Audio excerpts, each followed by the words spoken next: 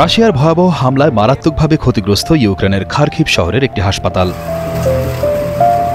গত 13 অক্টোবর সোমবার রাশিয়ার বিমান হামলায় হাসপাতালে থাকা বেশ কয়েকজন রোগী কাঁচের আঘাতে আহত হন এবং পরিস্থিতি সামাল দিতে হাসপাতাল থেকে দ্রুত রোগীদের নিরাপদ স্থানে সরিয়ে নেওয়া হয়। হামলার সময় হাসপাতালে থাকা রোগীরা জীবন বাঁচানোর জন্য ছোটাছুটি শুরু করেন। হামলার সময় কেবিনে শুয়ে থাকা ৪৬ বছর বয়সী নাতালিয়া নিকিতিয়ক জানান, প্রথমে একটি বিকট শব্দ তিনি শোনেন।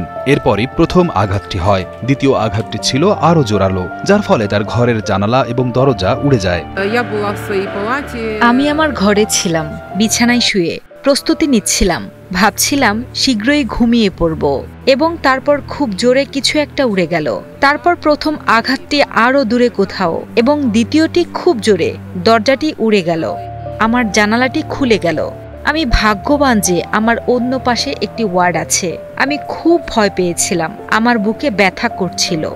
তিনি আরও জানান, অনেক রোগী কাচের আঘাতে আহত হন। ৭৫ বছর বয়সী নাদিয়া মিশনেভার মাথা কাচের টুকরোয় আঘাতপ্রাপ্ত হয়। তিনি তার অভিজ্ঞতা বর্ণনা করে বলেন, বিস্ফোরণের সময় আগুনের শিখা দেখা যায় এবং হাসপাতালের দরজা জানালা সব উড়ে যায়। এমনকি লাইফ সাপোর্টে থাকা রোগীদের দিকেও কাচের টুকরোগুলো ছুটে গিয়েছিল।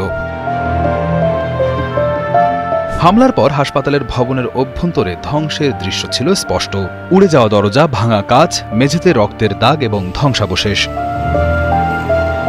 তাৎক্ষণিকভাবে দমকল কর্মীরা আগুন নেভানোর কাজ শুরু করেন। হাসপাতালের সার্জিক্যাল কেয়ারের পরিচালক ওলেক্সেই ডোটসেঙ্কো নিশ্চিত করেন যে প্রথম, দ্বিতীয় ও তৃতীয় তলায় প্রায় ১১৪ জন রোগী ছিলেন। তিনি জানান, বেশিরভাগ আহতই কাচের আঘাতের শিকার। তবে দ্রুততার সঙ্গে সকল রোগীকে হাসপাতালের মূল ভবনে সরিয়ে নেওয়া হয় এবং চিকিৎসার ব্যবস্থা করা হয়। তবে কোনো রোগীকে অন্য হাসপাতালে স্থানান্তর করার প্রয়োজন হয়নি।